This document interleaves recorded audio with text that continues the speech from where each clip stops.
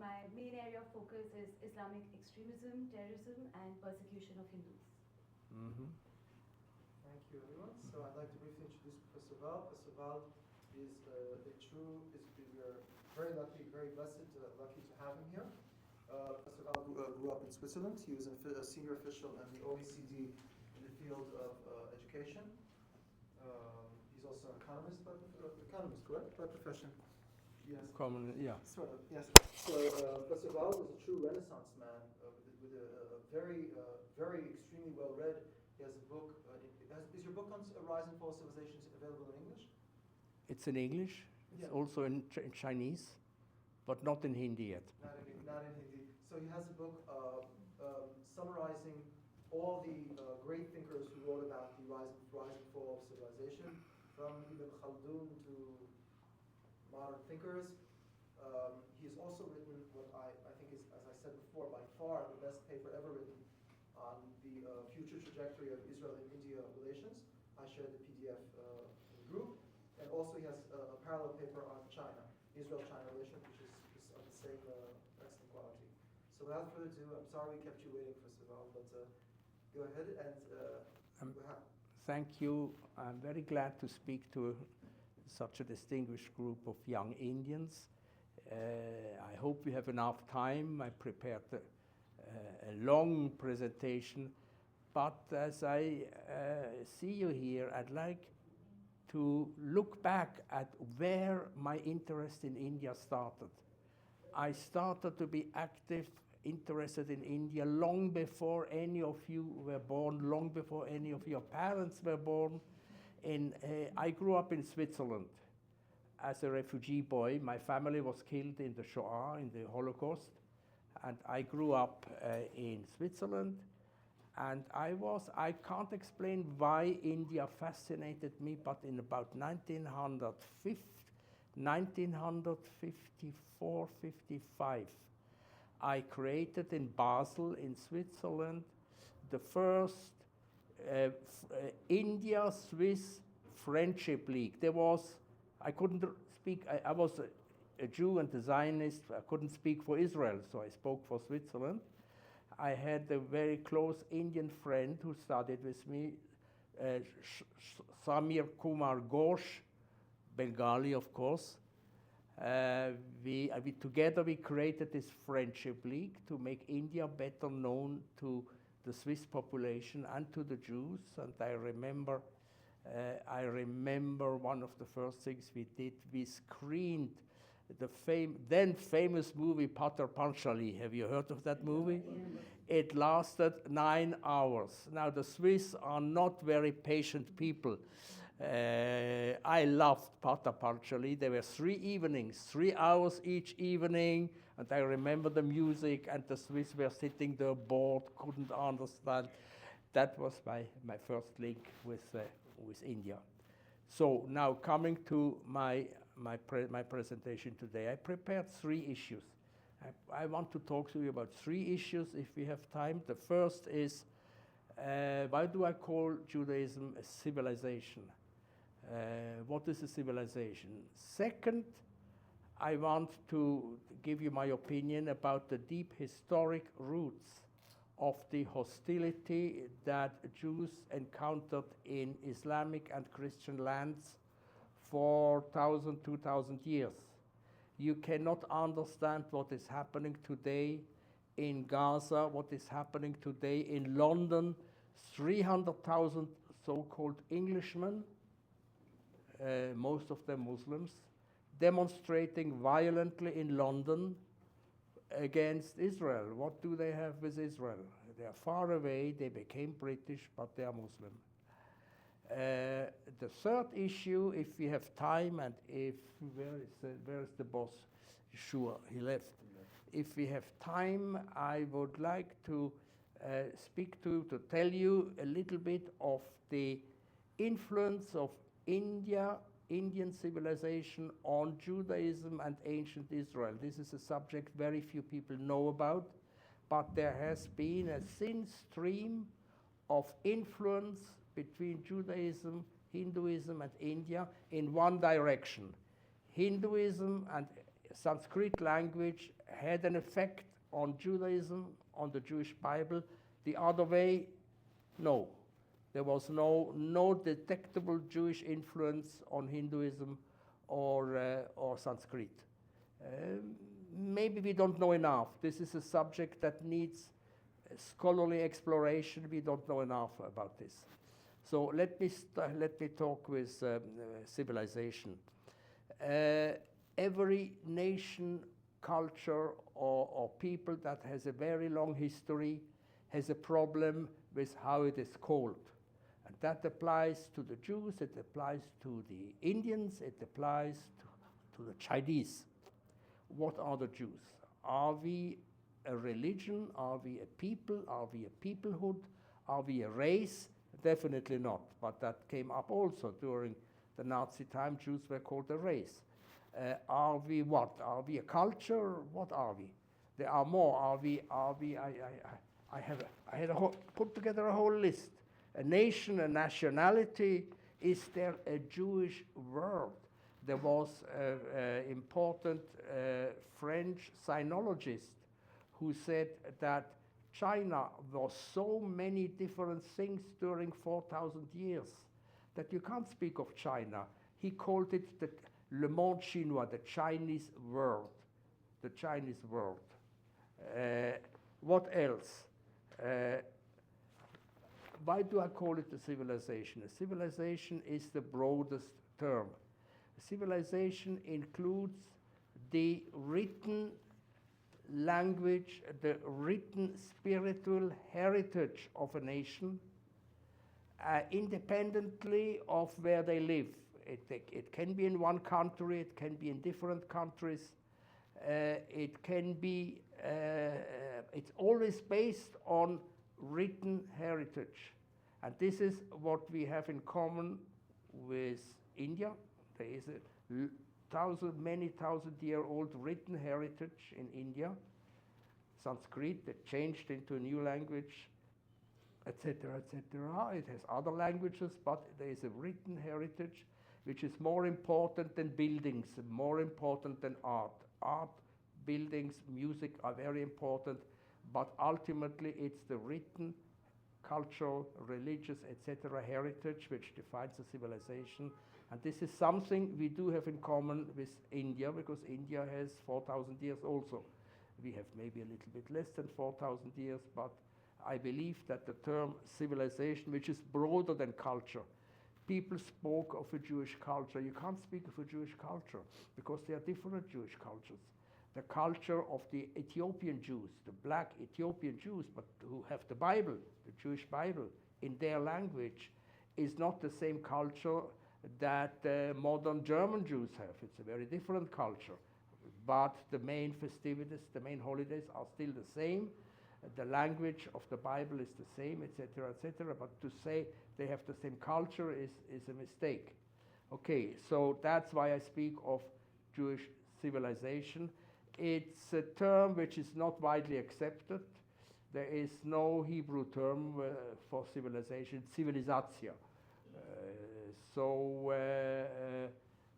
Sometimes it comes up. For the longest possible time, Jews were called a religion. That was correct at the time when a people was defined by its religion.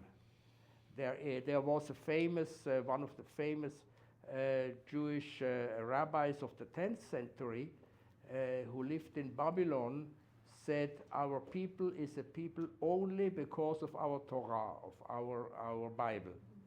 That was true until the 17th, 18th century, and then religion became less important, and today you have Israelis who are proud Jews, but half of them are not very religious. So, you can be a Jew without, I'm religious, more or less, my wife also, but I have family who do not keep any, who keep national holidays based on Jewish tradition, but they are not religious. They don't keep kashrut, they don't keep Shabbat correctly anyway, but they are proud Jews. And so defining Jews as a religion today is no longer possible. And one of the big problems we had with India is that Congress India could see Jews only as a religion. For the Mahatma Gandhi, for Pandit Nehru, who were not anti-Jewish, they had great sympathy with Jews, with Jewish suffering. But for them, Jews are a religion. And the religion can't have a state. That's why they were anti-Zionist. They were anti-Zionist like they were anti-division of India. They could not possibly condone that the Jews, a religion according to themselves, have a state when they denied Indian Muslims to have a state called Pakistan. They failed, of course. Pakistan was created before Israel. But that is the deepest reason for India's original hostility to Israel. You are a religion, Jews are a religion shouldn't have a state. If religions have a state, we have to accept that the Muslims have a state also, and we don't want the Muslims to have a state.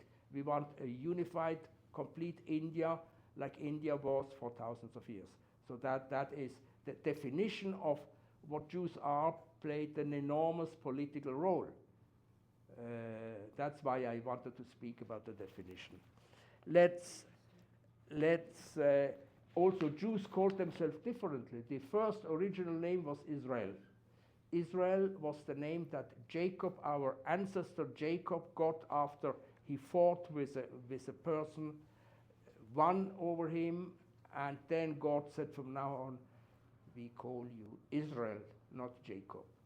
His children were the 12 tribes of Israel, and Israel stayed as the main name, but it did not always remain Israel. For a long time, after the division of the Jewish kingdom, the Israelite kingdom into Israel and Judea, Judea, the Jews called themselves Judeans, which became Jews. For the Romans never used the term Israel. They used the term Judah, Judeans, from which Jews are derived. In modern times, in America, in the 19th century, Jews called themselves Hebrews. The Jews was not so popular, Hebrews. And in Europe, Israelites, not Israelis, Israelites. So there's a continuous search for name, and I think India had similar problems. Every nation, every civilization that has thousands of years has gone through many changes, and that creates a problem with naming. How do we call you? How do we call ourselves? Young nations like America have no problem. Very easy. The French have no problem. France, French, etc. Okay, that's about civilization. Now, let me go to the main theme. Why can current politics, including the violent demonstration in London yesterday, be explained only by looking at the origin of the Muslim and Christian split from Judaism? If you don't understand that, and of course, both Muslims and Christians don't want to know it and deny it. But it's very clear that this is the origin of the hostility we experienced in these civilizations. Let me talk first about Islam. The archfather of the Jewish and the Arab people was Abraham. Abraham is an extraordinary figure. We have no document about him apart from the Jewish Bible and the Quran, but I find he's a palpable person. He can't be, many details may be invented, but you don't invent the personality of that power. Abraham lived 4,000 years ago, around 1,800 years before Jesus, in somewhere north of Iraq. And he's the man who discovered that there is one God. He is the first called monotheist. He never received the order to persecute people who are not monotheists. That was not the original Jewish idea. There's no order to force other people to follow him, but his people, his family, his children were asked to follow his path, to believe in one single God. So he was the first monotheist.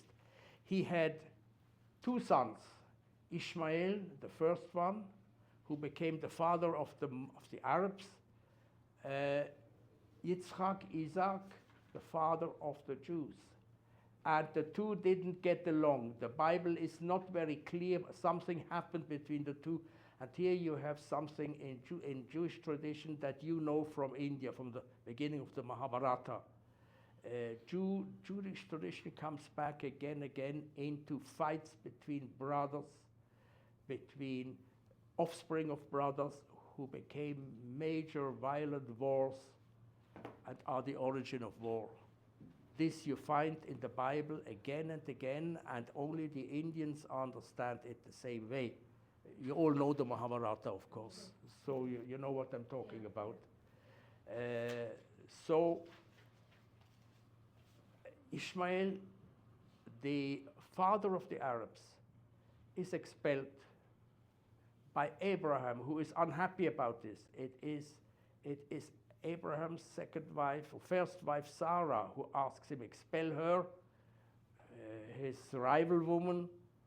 her rival woman, and expel this boy into the one. Abraham follows.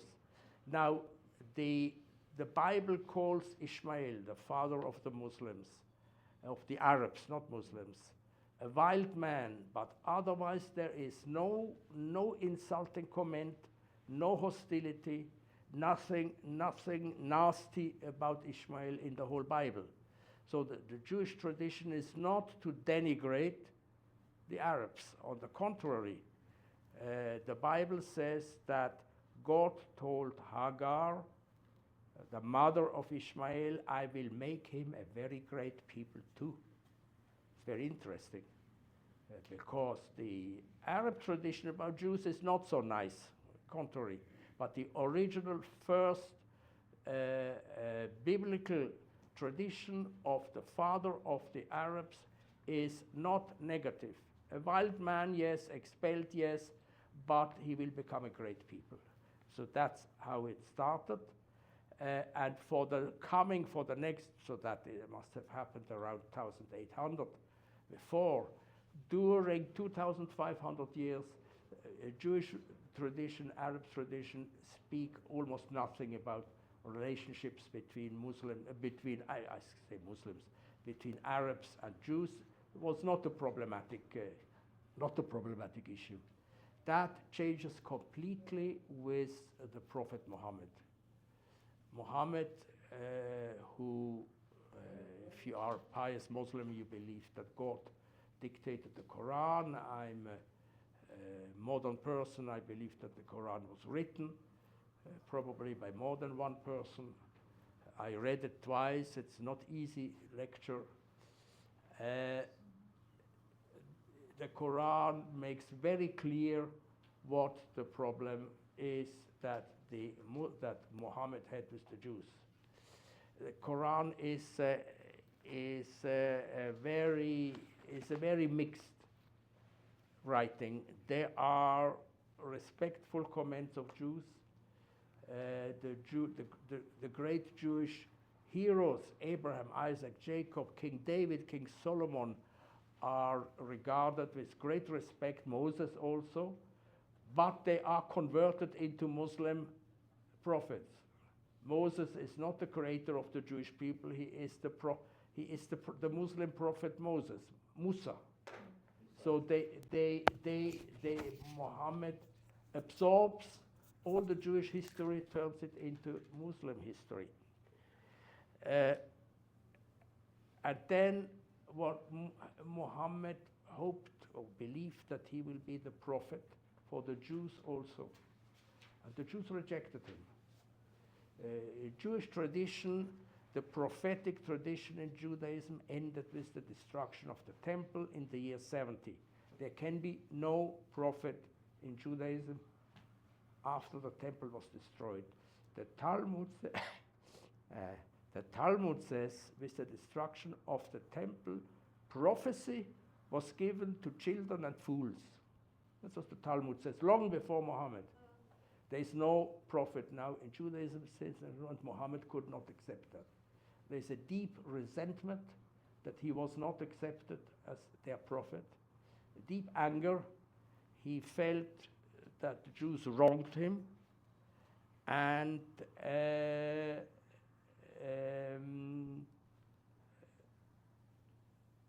the Muslim anger about Jews in general started there. Now, Jews have a position in Islam. They are not to be persecuted, but Jews must accept to be under Muslim rule. They must accept to show inferiority, to show respect to Islam. They cannot say anything bad about Muhammad. They cannot carry arms. In some Muslim countries, they were not allowed to mount on a horse or a camel. Only Muslims can, etc. So there were all sorts of discriminations and oppressions, but they have the right to live and to do their business under Muslim protection and rule, except for one branch of Islam, the Shia. The Shia, which I don't want to go into the split between Shia and Sunnah, you know more about this than me. The Shia was anti-Jewish, violently anti-Jewish from the beginning, and whenever Shia rulers came to power, they started to persecute Jews. I don't know enough of Shia theology, but it goes on until today. Jews are impure for Shia. I have Israeli friends who are of Persian origin, and they tell me of all the humiliations they suffered. For example, in Persia, in Iran, when a Jew touches something, it becomes impure. So pious Shiite would tell a Jew, don't touch this, don't put your hand on this, because you are impure, you are dirty. You know, it's a way of showing superiority and contempt for a nation. This is the deep reason for what is happening between us and the Muslim world. The inability to accept Jewish independence, a Jewish state, a Jewish land. And I don't know whether there is any way to address this. It can be addressed in countries. It will be addressed once the Ayatollahs leave power, because a large part of the Iranian population do not want this religion. It is clear today, we know from all secret opinion polls, that a large proportion of young Iranians reject Islam. I know Iranian foreigners who left Iran, who lived in Paris, who tell me that under the Shah, the mosques were full. Under the Ayatollahs, nobody goes to the mosque anymore. The big mosques in Tehran are empty, unless the government forces people to go. So there is, maybe one day in Iran, there will be a deep change in Muslim attitude to Jews. For the time being, the situation, the relationship is bad, and I don't see how this can be addressed. It's the deep reason for Arab Muslim hate of Jews and of Israel. I'm not optimistic about this. If you are optimistic, I'd like to hear it. I'm basically a pessimist, but I love to hear optimists. I love to hear optimists. I forgot, actually, jumping to Muhammad, I completely forgot to tell you that the Bible also, long before Muhammad, the Bible explains already the split between the two sons of Isaac. Remember, Abraham had two sons, Isaac and Ishmael. the Ishmael, who became the older, who became the father of the Muslims, of the Arabs, Yitzchak, Isaac, who became the father of the Jews, and it is the younger who gets the heritage. That is already something unusual. Something is wrong with this, because in the Orient it's always the firstborn who gets. Now you have the same situation with the children of Isaac. Yitzchak, Isaac has two sons, Esau and Jacob. Esau is the first.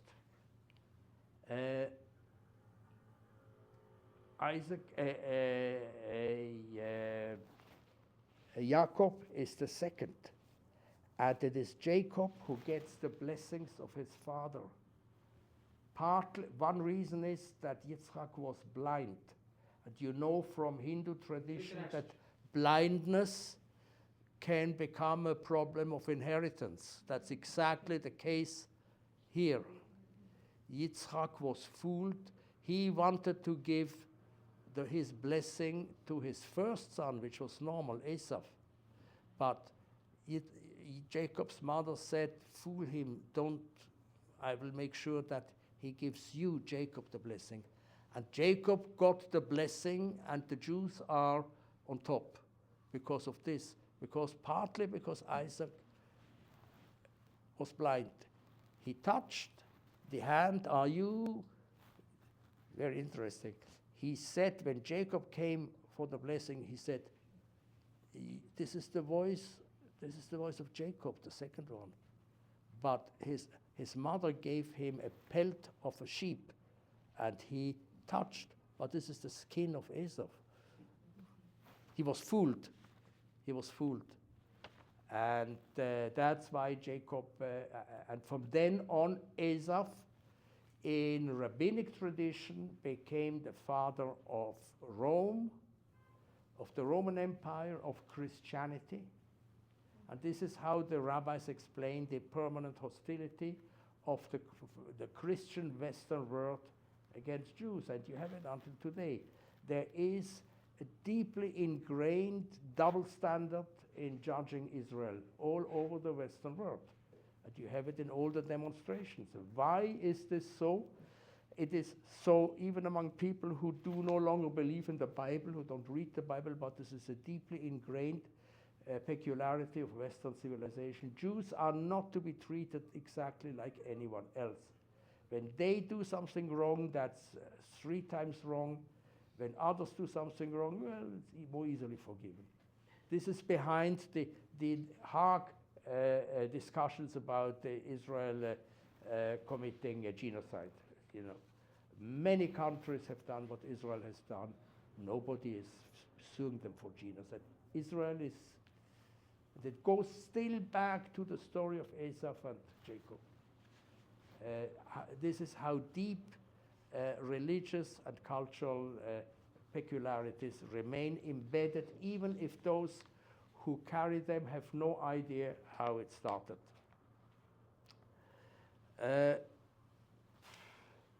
The Bible does not call, it's actually like the case with Abraham's children, like Ishmael. The Bible does not insult. Ishmael doesn't insult Esau either. It doesn't insult him. In fact, there is a sense of sympathy with Esau. Esau was a little bit of a fool. He was not an intellectual. Jacob was an intellectual. That's why Jews are intellectuals. Esau was a hunter. He liked to hunt and eat. But his father liked to eat also. And in spite of this, the Bible does not say anything nasty about Esau, except that Esau was very bitter, very jealous, and wanted to take revenge. And his brother Jacob was always afraid of him. Like the Jews have reasons to be afraid of the world which is against them. Okay, so how, if the Jews did not recognize Muhammad as a prophet, how do they call them? The greatest Jewish philosopher of the Middle Ages, Maimonides. You heard of that name? Maimonides? No. And other Jewish philosophers who speak of Muhammad always call him the king of Ishmael, never prophet. Melech Yishmael, king of the Arabs. Muhammad is the king of the Arabs, he's not a prophet. I mean, they have to be very careful because insulting the prophet in a Muslim land could be death sentence for Jews. So they had to be very careful, but in the writings of Jewish philosophers of the Middle Ages, when they speak of Muhammad, it's always Melech Yishmael, the king of the Arabs, the king of the Arabs.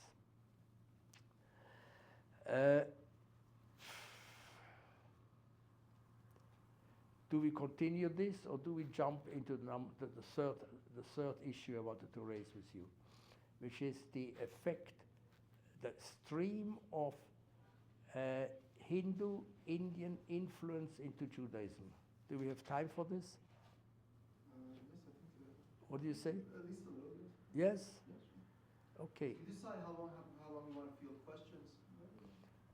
Let me talk a little bit about this. It's a subject that has not been much research. It demands a real researchers. It demands people who are fluent both in ancient Hebrew and in Sanskrit, including even South Indian languages. And there are very few people of that sort. I don't think there's any Indian scholar who knows Hebrew Jewish scripture. There are very few in Israel. There was one, David Schulman, Professor David Schulman, who was a world-class Hindu expert, a Sanskrit expert, but he knew very little of Judaism, his own religion. So we would need people who are fluent in both languages, both scriptures, to go into this. What is clear, to start with the most basic thing, is that ancient India left traces of, no, before I say that, I have to say something about Christianity. I gave a very negative view. Things are, of course, more complicated. We would need to know more about the founder of Christianity, Jesus of Nazareth. Jesus of Nazareth was an Orthodox Jew. There is agreement on that now. I mean, in Christians, he protected, he kept Jewish laws. He kept Jewish dietary laws, he kept Shabbat, etc., etc. But he reinterpreted Jewish ethics in different ways. And he never thought of creating a new religion. It is his successors who called him the Messiah. Now, in Jewish tradition, there is, at the end of times, a man will come called the Mashiach, the Savior, who will bring peace to all of mankind, and we all have to admire him. Now, the Jews, well, they said, okay, Jesus is the man. He is the Messiah. Jews said, no. We opened the window. Has the world changed? It's as bad as before. So Jesus was not the Messiah. And the Christians were very angry at this, and the origin of Christian and Western hostility to Jews started with the different interpretation of who was Jesus. Historically, we know very, very little about Jesus. It's extraordinary that a young Jew who was executed at the age of about 30 could change the world so profoundly in a period where there are dozens of Jewish and Roman and Greek historians writing the history of the world, that almost nothing is written about them outside the New Testament. We know almost nothing about Jesus. It's extraordinary. So that is how our problem with the Christians started. But now Christianity is not one thing. Like Islam is more complicated. Christianity has many streams, and from the 17th centuries on, you have a Protestant stream that rejected the traditional Catholic interpretation of the Bible. And some of these Protestants started to read the Jewish Bible, because the Jewish Bible, the Old Testament, was not read in Old Christianity, only the New Testament. They started to read the Jewish Bible. They started to learn Hebrew in the 17th century. and they started to recognize the link between the Jews, their Bible, and the Holy Land, Israel. And it's on that basis that you have a stream of pro-Jewish, pro-Zionist, Zionist Christian leaders, like Lord Balfour. The Balfour Declaration, which is the beginning of Israel, was organized by a British foreign minister who was a Protestant Christian believing in the right of the Jews to come back to their own land. He read the Old Testament, not only the New. And today you have in America the so-called evangelicals. They're getting weaker now, but you have a substantial proportion of the American people who read the Old Testament and to say, yes, the Jews are from this country, from Israel, they are allowed to build a state here, and we will help them defend their state. So you do have a very positive pro-Jewish, pro-Israeli, pro-Zionist stream in Christianity. It's not all black and white. It's more complicated. Okay, let's jump back as I'm jumping between two different issues. Now let's jump into Hindu-Indian traces in Judaism. They are 3,000 years old. There are no, in the Middle East, in Egypt, in Babylon, you have Hindu, old Indian artifacts from the Indus civilization that appeared, that were exported to Egypt 4,000 years ago. Nothing of that sort in the territory of ancient Israel, but language, yes. The Temple of Jerusalem required incenses, different incenses. Very important. The Bible speaks of these incenses to make the air pleasant in the temple. And all the incenses came from India, and their names are from India. The most common is cinnamon. Cinnamon, you know, cinnamon is Indian. It's a Sanskrit name. It came from India. There are 3 or 4 or 5 others. Bedolach, I don't want to give you all of them. One second, you're saying that incenses which are used for prayers in Jewish temples? In one Jewish temple. Not only useful, they were compulsory. A part of What is the that one Jewish temple? Where is it? The temple. Jerusalem. There was only one temple. We have Yes, one. that's been destroyed Really? twice. Only one, that's it. The only one. And that's destroyed. Twice. Twice. So now it's there, right? No. No. That's The okay. Golden Dome, that's where. That's where That's it was. The temple, look, before Israel completely settled in the land of Israel, there were different sanctuaries. When the Jews were in the desert, they carried the sanctuary with them. No, but how do you know about this? That because it's been destroyed twice, and then Muslims just took it over. How do you know that this incense was burned? Where is all this written? How? Like that this incense was burned there, and it came from India 4,000 years ago, and all that.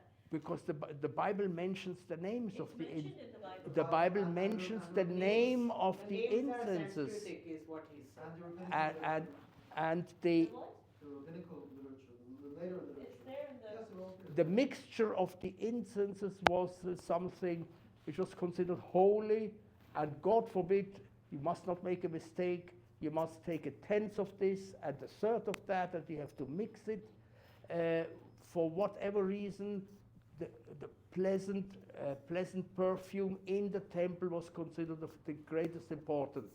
It was part of divine worship to make the air pleasant to breathe. And the incenses which were used are mentioned in the Bible, and their names are Sanskrit names. I just give the most famous, cinnamon, but there are 2 or 3 others. And it is known they came from India, they were imported from India. Historians think that the largest export of cinnamon, for example, from India was for the temple spices. Yeah, Spices. incense is spices is call it spices. The largest proportion of Indian exports to other countries during biblical times was for the Temple of Jerusalem. So the names are from, no doubt that they came from. Now there are other Sanskrit names in the Bible. So when you say Bible, you're talking about the Christian Bible or No, the no, only Jewish Bible. Jewish Bible? Jewish Bible, the so-called Old Testament, the Jewish Bible. Which is Torah? Yes, the Torah. The Jewish Bible consists of three parts. It's the Torah, which is considered holy, which is read every Sabbath, every Shabbat. Second, the prophets. The prophets is the prophecies, mostly warning the Jews to behave better, to follow God. Also, history. The history of the Jewish, of the Israelite kingdom from the beginning is written in the Bible, and you read the details there. You know, and it's not a lot certainly has been added, invented, but the core is certainly true historic fact. And as we speak of this, King Solomon was son of King David. He was the most worshipped king because he created 40 years of peace. You heard of Solomon? Yes. Suleiman, yes. Solomon sent ships to India, which is not called India. It's called Tarshish. We don't know where this name comes. Ophir. And the Bible says, Ophir, it's probably the Malabar coast. So one second. and the Bible says, and the ships went there and came back a year or 2 years later, which indicates the problem of the monsoon. During the monsoon, with the ships they had 3,000 years ago, you couldn't go whenever you wanted. You had to wait for the right day when the monsoon stopped or started, I don't know. And the ships brought back ivory, monkeys, and peacocks. The names in Hebrew for ivory, monkey, and peacocks are Hindu names, are Sanskrit names. Ivory until today in Israel, in Hebrew, is Shen Hav. Shen in Hebrew is tooth, Hav is Hapi in Sanskrit. Hapi is elephant. Hati, yeah. Hati today, but Hapi in Sanskrit. It's elephant tooth. That's the name for, there can be no doubt that it comes from India. Coffee, kapi is Sanskrit for monkey. And Tuki is Sanskrit and South Indian languages for for peacock. Now today in Hebrew, Tuki is a parrot. You know, they changed, but in the Bible it's peacock. Now if you have these three names in Hebrew coming directly from Sanskrit, you know that the object has come from India. And the Jews didn't have any in their country, so they left them Indian names. And the Indian names became Hebrew names. So these are just a few examples. There are more. I'm not going to give you a whole list of names of India. Maybe one I should give you. You know the stone lapis lazuli. Yeah. Beautiful, very dark blue stone, which came from India, came from Afghanistan. But Afghanistan, at that time, was a part of the Indian cultural sphere. That's why India is a civilization. Afghanistan in ancient times belonged to Indian civilization. And the name for lapis lazuli in Hebrew is sapphire. Sapphire. Yeah, but it's not a sapphire. The modern sapphire is a red stone. Sapphire is India is a Hindu name for a god. God. For one of the Hindu gods. God. For one of the Hindu gods. So you have even in divinity something from Indian language that came into. There are more cases. I'm not going to tell you. This is really an issue for philologists. I worked, I have a whole chapter about this in my book, and I worked this through with a professor of Hindu Sanskrit language at Tel Aviv University, and he was also teaching in Haifa. I forgot his name, and I'm not sure that he's still professor there. Itamar Theodor. Sorry? Itamar Theodor. He's special university. Yeah, no, it wasn't him. It was someone else. I give the name somewhere. I forgot the name. So this is one Indian cultural value that entered Judaism through the Bible. Now let me see what else I have. So during all these times, the issue of monotheism, polytheism doesn't occur, doesn't bother anyone. That's interesting. And it doesn't bother even more in Hellenistic times. Hellenistic times is the time that started after Alexander the Great occupied the Middle East. In about 300 before Jesus until 200 after. During Hellenistic times, the two most important Hellenistic Jewish authors, Flavius Josephus, who wrote about Jewish history and the Jewish war, and Philon of Alexandria, both speak of India in the most respectful way. They present Indians as models that Jews should follow. Follow the Indians, their commitment to their ancient tradition, their courage, there was an ideal image of Indians among Hellenistic Jews with no criticism of polytheism. While these two authors were clearly Jewish monotheists, and they would attack Greek and Roman polytheism. But India, they did not attack, on the contrary. Did they know? Did they not know? And it's very interesting. You have in the Talmud, which was written, Talmud, gigantic opus, which was written between 400 and 800, which is basically the beginning of rabbinic law. If you want to know what Judaism is, don't look too much into the Jewish Bible. It's the Talmud which created Judaism in its daily practices. There is a lot of talk about Indian products coming from India, Indian names.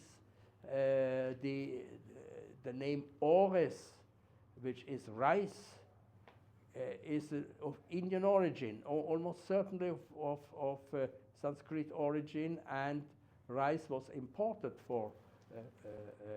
into Israel from India. So in the Talmud you have a lot of words from India, but no discussion, again, on not of polytheism, monotheism, discussion of what is kosher, what is not kosher, without any hostility. And there is one interesting person that appears in the Talmud, and Yeshaya wants me not to mention it. There is a rabbi, Yehuda Hidui. There is one famous rabbi in the Talmud, which is called Yehuda the Hindu. He is mentioned twice extensively. Clearly, the way he's mentioned shows he was kept in high regard. He was an important personality. And there is one detail. He writes stories. He is reported for one story about a sea monster which swallows a diamond. A diamond means intellect. The sea monster is a Hindu issue, it's a Hindu goddess. So he could bring the Makara. Do you know anything of the Makara? Yes? Yes. There's no history, no Jewish tradition of sea monsters, but there is an important Hindu tradition. And he brought the sea monster into Israel, talked about it, mentioned it, and there was no problem. So the Makara is mentioned as Makara? No, not as Makara. Sea monster. It's a monster. He tells the story. It tells the story of a sea monster who was tries to swallow. The sense of the whole story is secret. We don't know. tries to swallow a diamond that falls into the water. And the raven comes at the last moment and saves the sea monster, saves the diamond. I have not, the rabbis cannot interpret the story, but when I read the sea monster, I knew that Rabbi Yehuda's transition from Hinduism to Judaism mustn't have been a very big step for him, and must have been easily accepted in the Talmudic tradition. That's what we know. We also, the other mention of Rabbi Yehuda Hindui relates to his dying. At his deathbed was Mar Zutra, was the most senior Jewish official of Babylon. The man who represented religiously and politically the Jewish people in Babylon towards the Persian Empire. Very serious personality. And he was a friend of Rabbi Yehuda. And he tried to organize things while Rabbi Yehuda was still alive to make sure that the belongings of Rabbi Yehuda would go over to him. So committed was he. He wanted to keep what Rabbi Yehuda's possessions were, including his slave. He wanted to keep this for himself because he loved the memory of Rabbi Yehuda. Very interesting. Very interesting. So he, anyway, it's an issue of Talmudic law. The inheritance of a person who becomes a Jew when he dies, to whom belongs his belongings that he had before he became a Jew and after he became a Jew. So it's a complicated legal issue. We don't want to go into this. Today, this is not a serious issue, but Rabbi Yehuda was a very important personality. We know not. So you're I found. saying for sure he was a Hindu before and then he converted. That's why he is called. He called Rabbi Yehuda Hindui. Rabbi Yehuda the Hindu. When the Talmud calls someone Rabbi Yehuda the Hindu, it means he was an Indian who converted. If he is a rabbi, he was a Jewish or a religious personality. And when he was Hindui, it means he was a Hindu before. The name is very clear. Is that the reason Jewish are known Yahudis in India? Sorry? Yeah. No, Yehuda was one of the 12 tribes, one of the 12 sons of Jacob, of Israel. Yehuda is a widespread Jewish name. Okay. Sir, but there is a tradition, there is historical proof of Jews moving to India after the destruction of the Second Temple. That's around 70 Yes, CE, yes. right? So it could be that he was actually a practicing Jew from India. So Hindui can be geographical as well, right? This was It does much not before necessarily 70 mean. No, this was after. I doubt it. That's I not- doubt if he was a Jew, if he remained a Jew, if he was in the Konkan, living in a Konkan, and believing in the tradition that his ancestors came in the year 70 by ships, etc. You know the story. He would have been considered a Jew. He would not have been called Hindu. No, what I'm saying is that can the term Hindui be interpreted geographically, or does it mean religion? Because at that point of time, even the land was known as the land of Sindhu or the Hindus.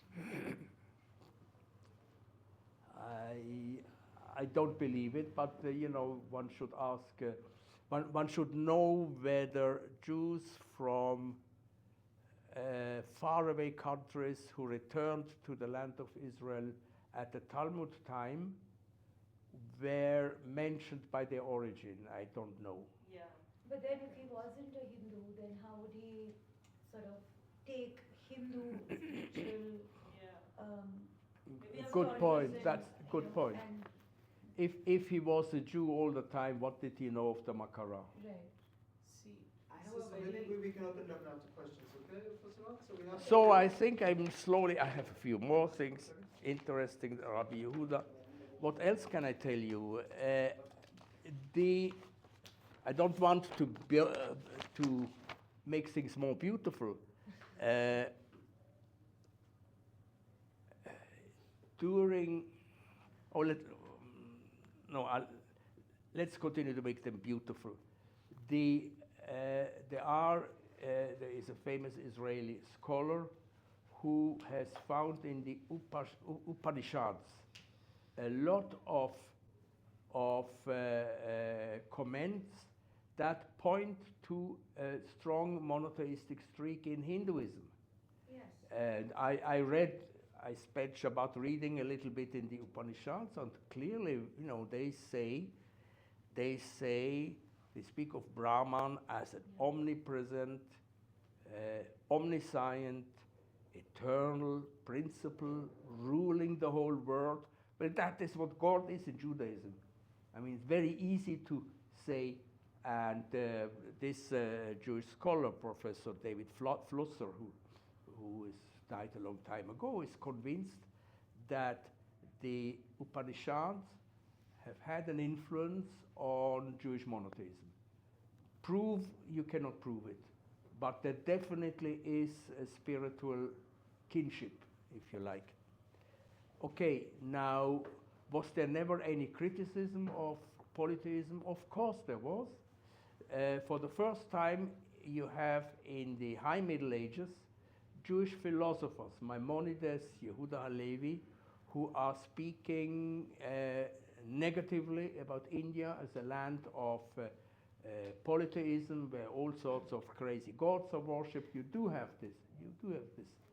The case of Maimonides, the greatest Jewish philosopher, and with this I will end, greatest Jewish philosopher of the Middle Ages, who has partly formulated what current Judaism is, and who criticizes India without knowing much. It's very interesting, because he has a brother, David Maimonides, who was a trader in precious stones, who was regularly in India, who must have had many very good relations with Indians, polytheists, not polytheists, so you have the two things in the same family.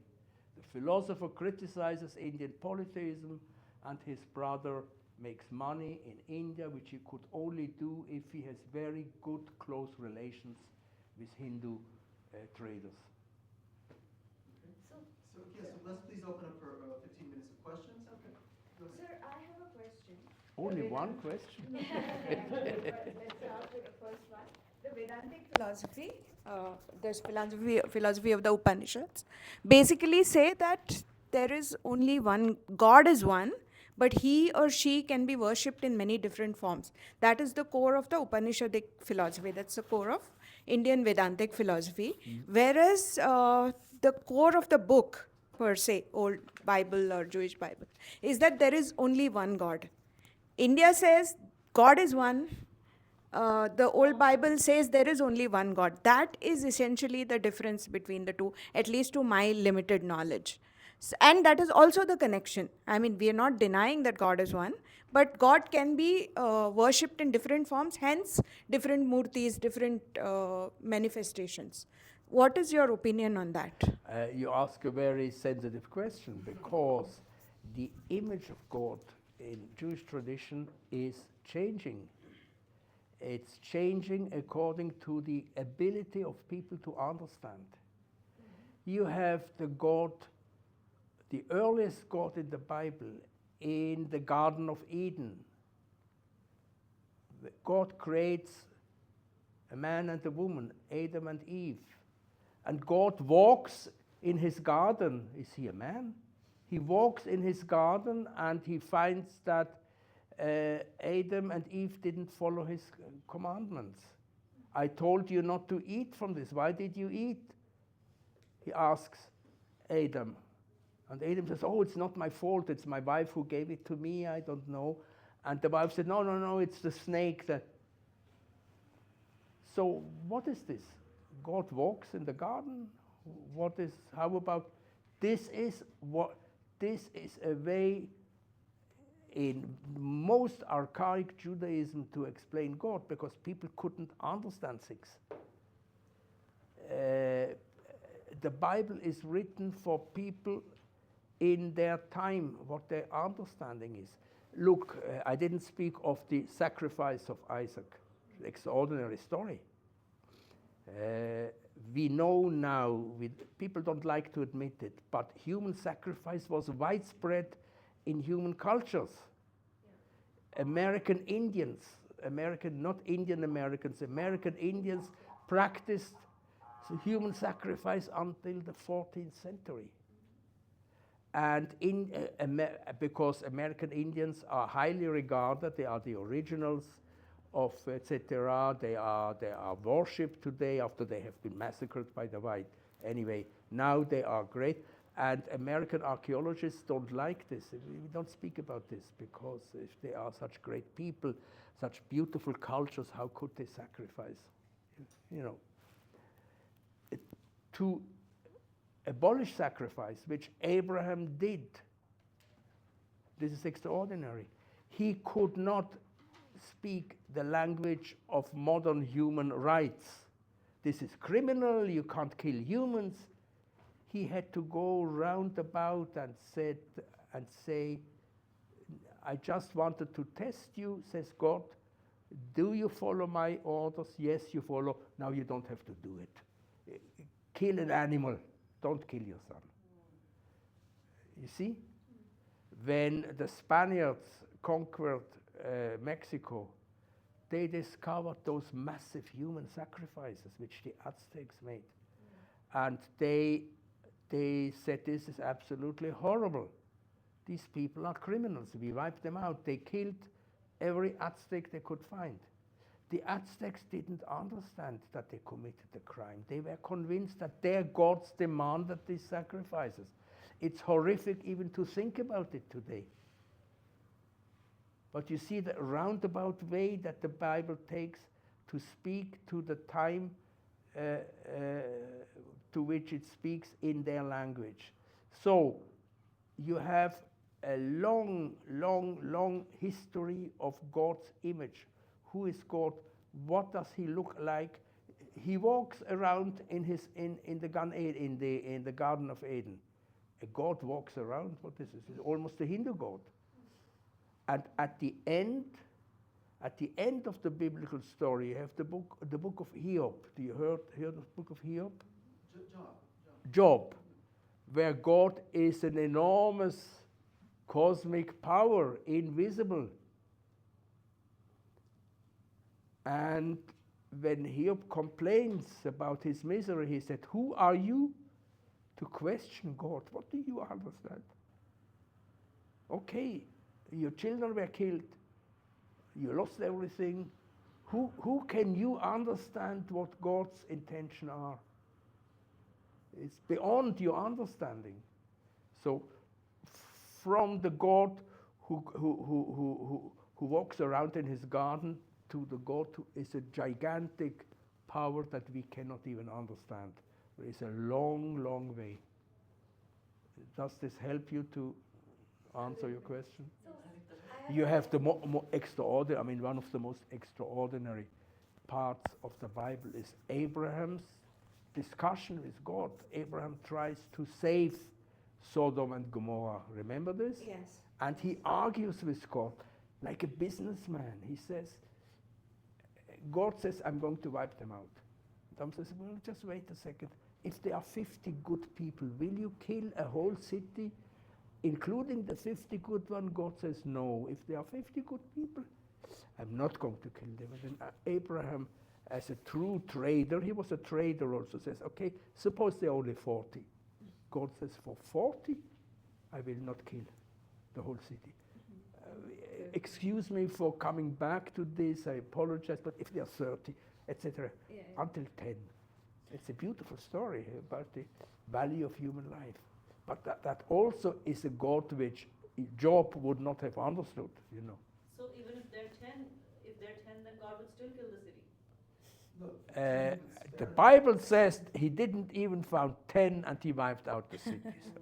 So, as a Hindu, when we support Israel and there is this civilizational camaraderie between Hindus and the Jewish people, the one question that's always thrown at me is that Judaism and Islam both are fundamentally against idol worship and polytheism. So what do you think is the difference between the hostility that Islam has towards idolatry and polytheism, which gets them to commit atrocities against Hindus, and the opposition to idolatry in Judaism, which helps Jews and Hindus look beyond, religious considerations. The and fundamental coexist. difference between Judaism and Islam is we are not asked to convert anyone to Judaism. We have our way. We have our way, and we do not make propaganda. If someone wants to join Judaism, we say, okay, but Rivka knows how difficult it is. You have to go to a gremium of rabbis who will ask, why do you want to be a Jew actually? Can you write down on a page in Hebrew? Why do you want? They try to weed out. In my view, in my personal Judaism should much more open. I think it's much more restricted now, much too restricted. It was less restricted in the past. But Jews have principle, have a list of 7 commandments which everyone should follow who is not a Jew. Jewish laws are not applying to non-Jews. And Talmudic Judaism says good people have access to heavens even if they are not Jews. But they have to follow 7 commandments. Don't steal, don't murder, believe in God. Okay, but it doesn't say in the Jewish God. Believe in God. One of the commandments is have a judicial system. You have to have laws and judges. That's very interesting, because in most civilization, the judge is the king or the, Judaism says no, there must be an independent judiciary judging people. It can't be the king and the emperor and the prime minister who decides. This is Talmudic. One law is you are not allowed to eat a part of a living animal. That's very strange. I don't know why this came in, but it certainly makes it impossible to drink blood from animals like they do in Africa. Okay, so there are certain laws which everyone is expected to follow, but if they don't, we are not going to persecute anyone. Professor, you said something about to make it look less nice. The Jews say they are the chosen people. God has chosen the Jews to be a model society of law-abiding human people. But if you are the chosen one, you don't want everyone to become like you. Then everyone is chosen. No, we want to be we want to remain the chosen elite and let the others live. But it's not our problem. Versus Islam. So what makes Islam far more? Islam wants everybody to be Everybody Muslim. Yeah. Islam does not accept that anyone is. Islam accepts with difficulty Jews, Christians, and Zoroastrians. If they accept humiliation, Islamic sovereignty, that they are not independent, that they have to pay a special tax to Islam, then they can live under Islamic law. But they must not insult Muhammad, they must not do war, etc., etc. However, Islam is ordered to carry out eternal war against polytheists. That they cannot in India. They would like to, but they cannot. Do in parts. So, one of the important canons of Judaism is the covenant God makes with the Jewish people, and the whole episode that Moses plays in this, how he leads his people from Egypt into Israel, and then he gets the 10 Commandments on Mount Sinai, and that is supposed to be, to my understanding, that is supposed to be one of the basic principles of Judaism, right? You haven't mentioned anything about that. So, and was Moses a direct descendant of Abraham, or was he? Not at all. Okay. Moses that's very interesting. It is a very delicate point. Moses came from the tribe of Levi, one of the 12 tribes. And those who are from this tribe still know I'm Levi also. Those who are from the tribe of Levi, they remember it because it goes from father to son to son to son to son. And when we are called to read the Torah, the Levi comes the second.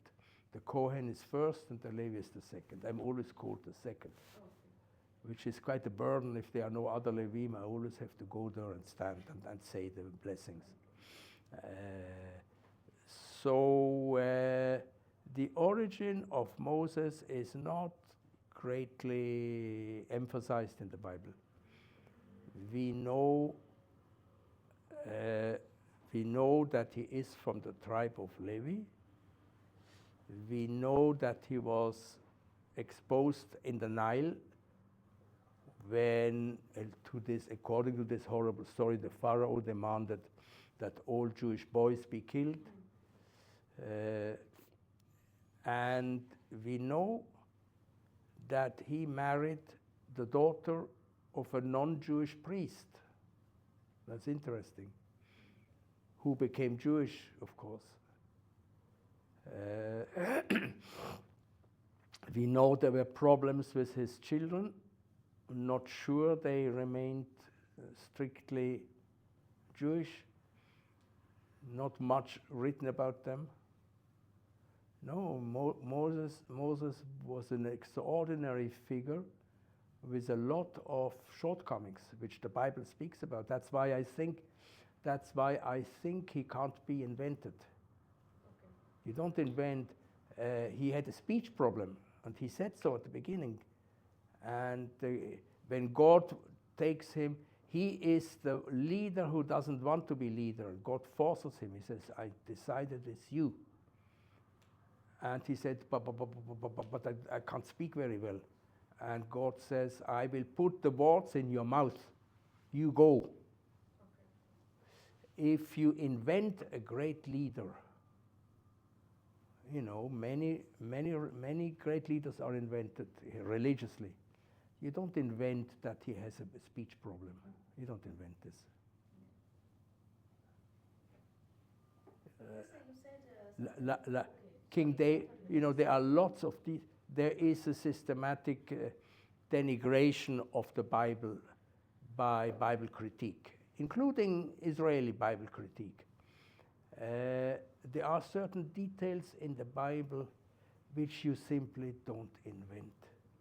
There is Bible critique which says King David, King Solomon never existed. They were invented.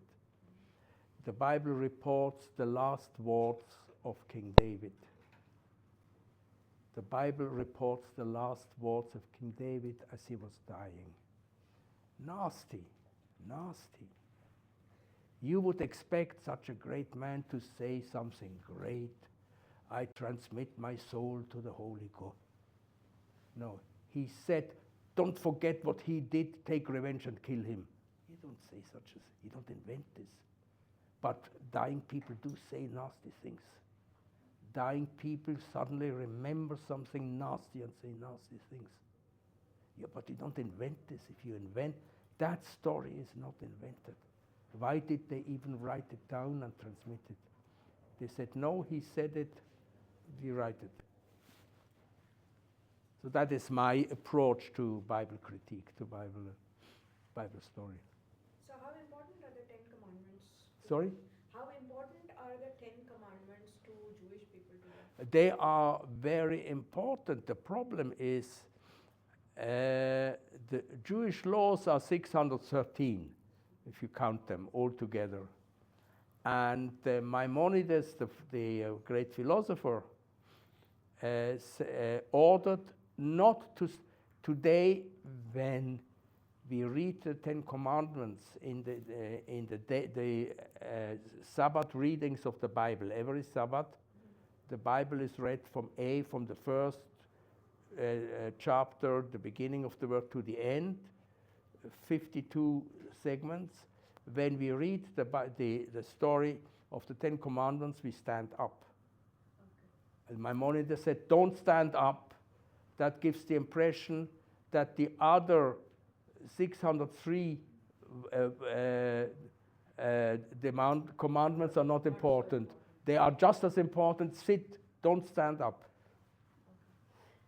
I tried once to sit, but I saw everyone standing up, and you can't be alone sitting when everyone is standing up. Can I ask you one Yes. question that always confused me? How old is the Hebrew language? And Moses and all those people, did they speak in Hebrew or some other language? Hebrew language is, philologists call it a dialect of the Canaanite languages. Okay. The They used to speak Canaanite, sorry, like Abraham and all these people used to speak Canaanite, is it? they speak? Which language did they speak? King David and the Abraham? Oh, okay, King David speaks Hebrew, no doubt about So this. it's that old. But David King David is 1,000 years after Abraham, be careful. So then Abraham would speak Canaanite. His philologists call Hebrew a Canaanite dialect. There are several other nations who spoke similar languages. What are they called? Moabites. Sorry? Moabites, you could read The Moab, inscriptions yes. of Mesha. The Moabites spoke a very similar language. If you know biblical Hebrew, you can read Moabite. I mean, more or less. So Moabite is older than Hebrew. No, it's the same. It's the It same. wasn't So differentiated. my question is, what language did they speak? Like we know in India, like Sanskrit, and before Sanskrit, Prakrit, I think, was spoken. We even know what was spoken 4,000 years ago. But do you? The Canaanite language. Was there one Canaanite language? We don't know. There were several peoples, nations who spoke Canaanite languages. Hebrew is one of them. It's the only one that survives. Hebrew is the only Canaanite language that survives. Moabite is very similar. There is a Moabite stone with an inscription, and with my very limited Hebrew, I can more or less read Moabite. It's the most of the words are the same. There are one or two other Ammonite also. It's a very similar language, similar languages, with Hebrew developing independently, probably from the year 1000 on, 1000 before, yes. Definitely the kings spoke Hebrew. They didn't know another language. Did they speak the language of Babylon and Assyria? Was similar language, Akkadian. It was called Akkadian, written in signs, cuneiform. Yes. Egyptian was completely different. Pharaonic Egypt. Later, right? Sorry. These all came later. I think the oldest Canaanite language to survive is Hebrew, right? Officially. We don't know. We don't know when Canaanite started. Who spoke it first? We don't know what is oldest, what is not oldest. It's certainly the only surviving Canaanite language is Hebrew today. Arabic is a different. It's a parallel language, but it's not of the same origin. Arabic is not a Canaanite language. Arabic comes from South Arabia. So when the Arabs say that they are Canaanites, that's a complete lie. They are not Canaanites. They are immigrants from Arabia. There are the waves of Arab immigrants, of Arab invaders who regularly streamed out of Arabia, settling in the Middle East and in Israel or Palestine. Arabic is a different language, but it's a Semitic language. Hebrew language and Sanskrit language, is there any similarities in grammar? Between? Sanskrit, Hebrew and No, no. Sanskrit is an Indo-European language, completely different. No. There is no. I'm You- saying, Mr. Val, they have so many questions that if you want, I can give them your mail and they can mail questions if you want. You have to We've close run it? out of time. You could speak for another few hours and they'd still be interested. No, just 1 hour. No. Why you have? We have to go to the next event. Yes, we have lunch and then we go to the museum, to the Tower of David Museum. You have They lunch, have to see all the things you talked about. They have Yeah, to we see have all to the see things. the question related to the. and you have lunch here, Across the street, across the street. in the Bardak. What? Bardak pizza store. I see. I see. If you want to join. No, that was our. That's not an invitation. You want to join? Please do join, it's Okay, fascinating so, actually. So thank you very much, Mr. Val. It was it's always fascinating to speak to hear you. Are there more questions? No, we can. Yes, No, ma'am. I have a question because this is related to the visit we are going to make. You said Jews left prophethood after destruction of the temple and it's predicted in the Talmud. I didn't. Could you please elaborate on that? I didn't. That's a Swati, long answer. I can explain about Yeah, about that's a very long the answer. I cessation of understood. prophethood. It is. The I know cessation what of it is. prophethood. Sure, I'll ask Answer Mr. it. Yashaya.